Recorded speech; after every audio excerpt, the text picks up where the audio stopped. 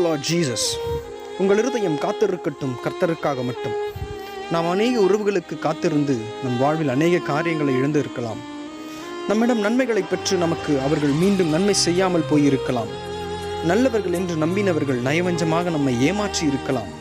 மனுஷரின் வார்த்தைகளை நம்பி காத்திருந்து அவை நமக்கு கிடைக்காமல் போயிருக்கலாம். உலக உறவுகளுக்காக காத்திருந்து காலங்களும் கடந்து போயிருக்கலாம்.